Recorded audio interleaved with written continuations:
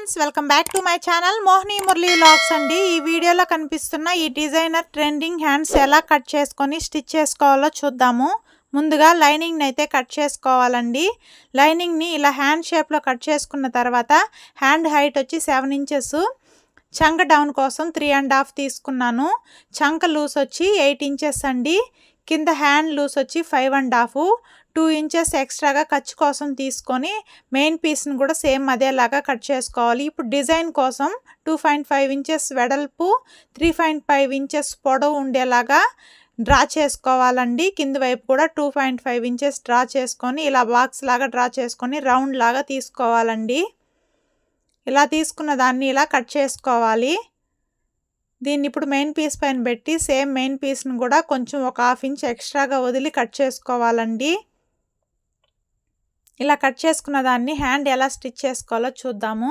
ముందు main piece right side లైనింగ్ని పెట్టి కింది వైపు ఒక 1/2 ఇంచ్ వెడల్పుతో ఒక కుట్టు వేసుకుంటూ రావాలండి।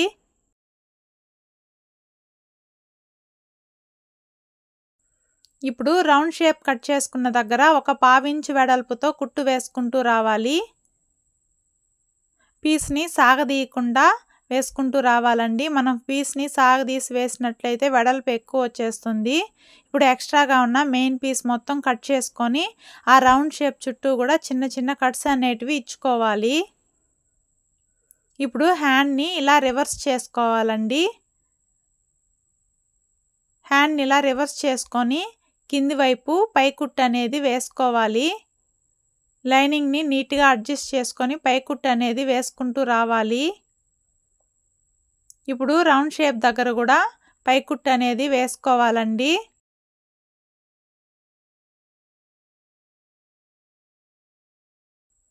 ఇలా పై కుట్టు వేసుకున్న తర్వాత వెనక్కి తిప్పి 2 సైడ్లు కూడా లైనింగ్ని మెయిన్ పీస్కి జాయింట్ చేసుకోవాలి।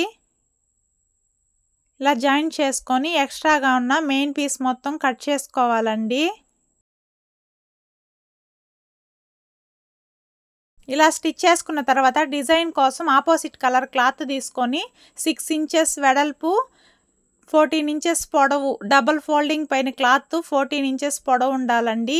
టోటల్ 28 ఇంచెస్ అయితే వస్తుంది మనకి సింగిల్ ఫోల్డింగ్ పైన అయితే। అలా క్లాత్ తీసుకొని ఇలా 1/2 ఇంచ్ వెడల్పుతో ఫ్రిల్స్ అనేటివి పెట్టుకుంటూ రావాలి।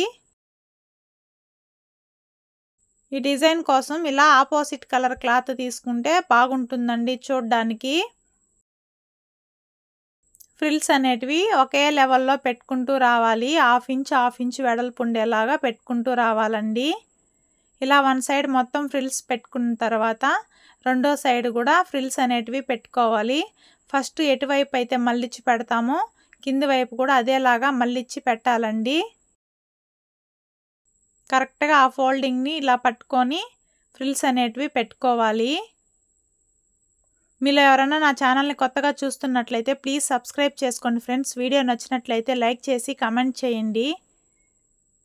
ఇలా ఫ్రిల్స్ మొత్తం పెట్టుకున్న తర్వాత ఆల్రెడీ కుట్టుకున్న హ్యాండ్ని దీనిపైన పెట్టి పిన్స్తో అవి అటు ఇటు కదలకుండా ఒక 3 పిన్స్ అనేటివి పెట్టుకోవాలండి। ఇలాగా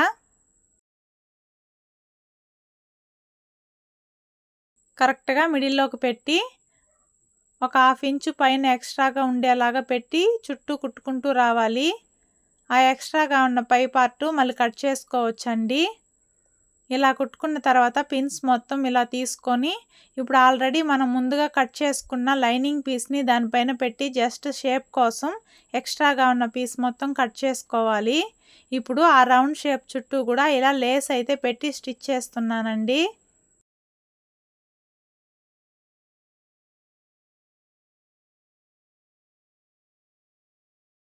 ఇలా స్టిచ్ చేసుకున్న తర్వాత లేస్ పైన డబల్ స్టిచ్ అనేది వేసుకోవాలి।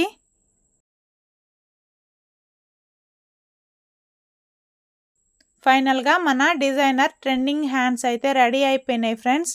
ఎలా ఉన్నాయో చూసి కమెంట్ చేయండి। వీడియో నచ్చినట్లయితే లైక్ చేసి సబ్స్క్రైబ్ చేసుకోండి ఫ్రెండ్స్। బ్లౌజులకి, లాంగ్ ఫ్రాక్లకి ఈ డిజైన్ అయితే చాలా బాగుంటుంది। Okay friends, bye friends.